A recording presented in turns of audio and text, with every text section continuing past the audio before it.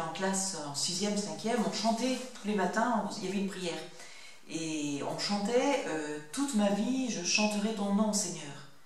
Et pour moi, c'était puissant, c'était une prière, vraiment. Et je me disais intérieurement, mais oui, Seigneur, toute ma vie, je veux chanter ton nom. Donc déjà, j'avais 6e, 5e, 4e, hein, je me disais, mais comment je vais faire pour toute ma vie chanter le Seigneur? Bon, voilà. Ça vous a toujours habité, ça? Oui. Toujours oui, toujours ce désir de tout faire pour le Seigneur.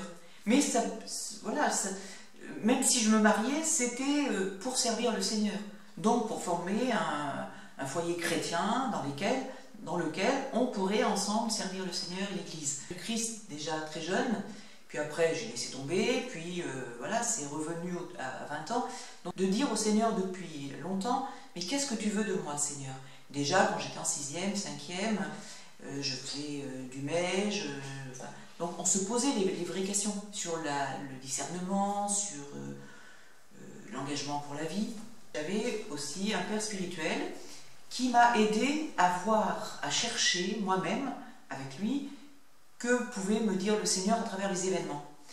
Il ne m'a rien dit, bien sûr, il ne m'a pas dit fais ci, fais ça, non, jamais, jamais, jamais. Mais simplement, voilà, il m'a éclairé pour me dire, mais voilà, sois à l'écoute de ce que veut le Seigneur à travers tout, à travers les événements.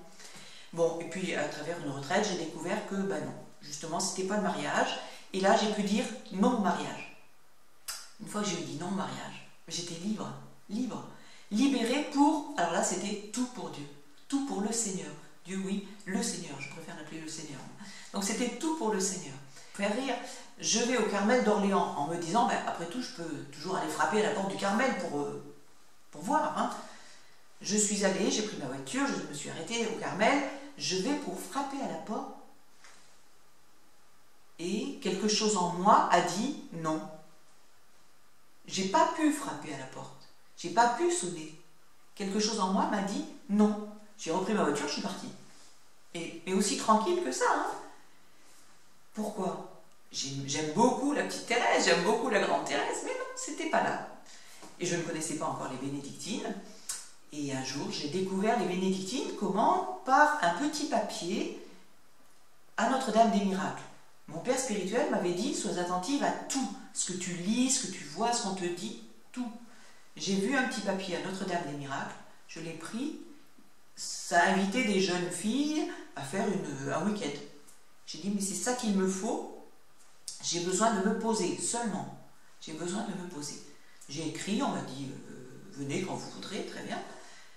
Je suis venue, j'ai vu et j'ai perçu, j'ai vu des femmes heureuses d'être tout à Dieu. Ça m'a vraiment...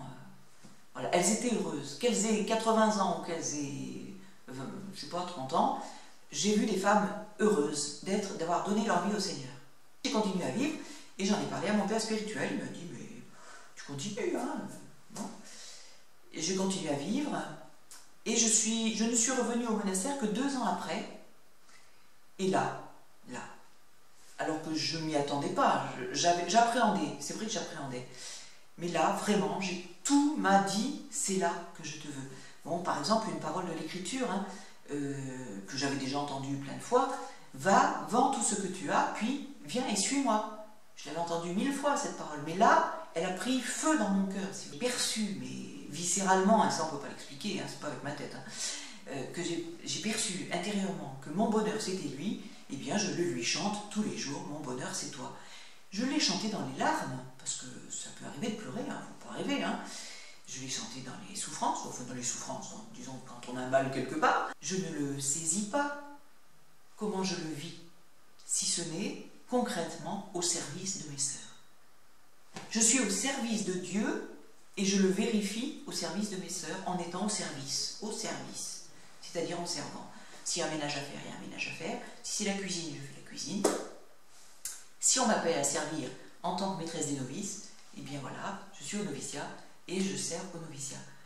Toute ma journée, tout est offert au Seigneur. Alors ça ne veut pas dire que je suis tout le temps en train de prier, non, non. Quand j'épluche des pommes, c'est plus facile à prier. À être relié, j'aime bien ce mot, être relié ou être branché. Hein, voilà, toujours se brancher sur le Seigneur qui est là.